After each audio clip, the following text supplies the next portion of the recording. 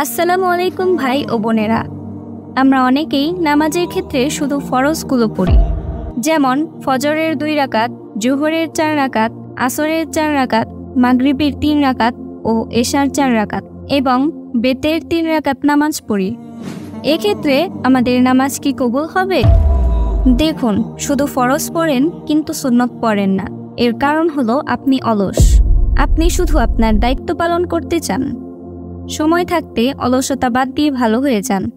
আর নামাজ হবে কিনা এর উত্তর হলো, শুধু ফরজ পড়লে আপনার ওয়াক্তের দায়িত্বটা আদায় হবে। যেমন জোহরের ফরজ নামাজ পড়লেন, তাহলে জোহরের ওয়াক্তের দায়িত্ব আদায় হলো, কিন্তু আপনার এই নামাজ পরিপূর্ণ হলো না। একটি সমস্যা থেকে গেল। যেমন একটি উদাহরণ দিয়ে বলি, আপনি তরকারি খেতে চাইলেন। তরকারি খেতে হলে কাঁচা সবজি লাগবে, পেঁয়াজ লাগবে, মরিচ লাগবে, পানি লাগবে, তেল লাগবে, লবণ লাগবে, আরও অনেক কিছু লাগবে। তারপর আপনি পানির মধ্যে কাঁচা সবজি সিদ্ধ করে রান্না করে নিয়ে আসলেন, কিন্তু লবণ, তেল, হলুদ কিছুই দিলেন না।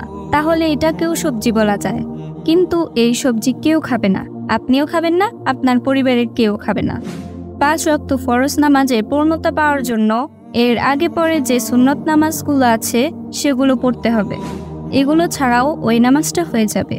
ওয়াক্তের ফরজ আদায় হয়ে যাবে ঠিক, কিন্তু পরিপূর্ণতা পাবে না।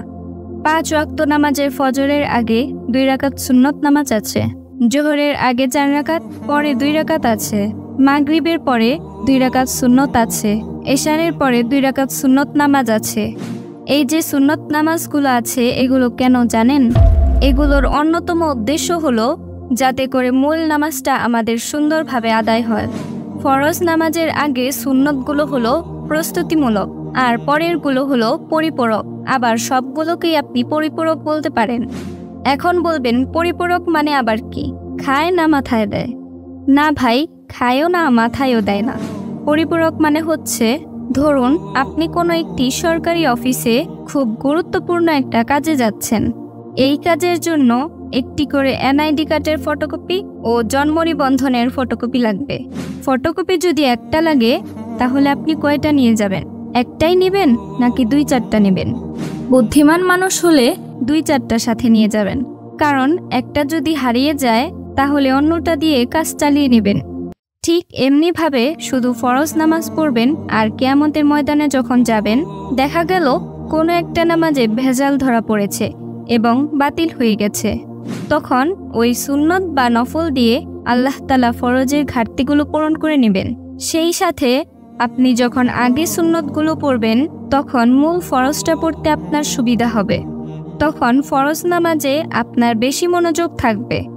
আমাদের নবী করিম সাল্লাল্লাহু আলাইহি ওয়াসাল্লাম ফরজ নামাজের আগে ও পরে সুন্নত নামাজগুলো কখনোই ছাড়তেন না।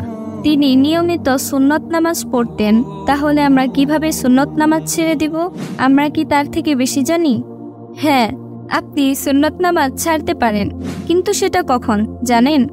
আপনার কখনো কোনো কারণে এমন পরিবেশ হয়ে গেছে যে সুন্নত পড়ার কোনো সুযোগ নেই। সেক্ষেত্রে আপনি সুন্নত নামাজ ছাড়তে পারেন। মাঝে মধ্যে হঠাৎ কোনো কারণে বাদ গেছে, অসুবিধা নেই, কিন্তু নিয়মিত এরকম করলে সেটা আপনার মূল সালাতের যে প্রোফাইল আল্লাহর কাছে থাকবে, সে ফাইলটা কিছুটা হলেও ত্রুটিপূর্ণ থাকবে। এটা সাধারণ সুন্নত নয়, ইহা সুন্নতে মুআক্কাদা। তাহলে প্রিয় ভাই ও বোনেরা, আপনারা এই ভুল কখনোই করবেন না। আপনার অলসতার কারণে আপনার সুন্নত নামাজ মিস দিবেন না। আল্লাহ আমাদের সকলকে সুন্নত ও নফল সহ 5 ওয়াক্ত নামাজ আদায়ের তৌফিক দান করুন। আমিন।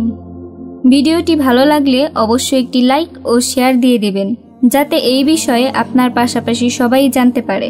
দেখা হবে পরের ভিডিওতে। আল্লাহ হাফেজ।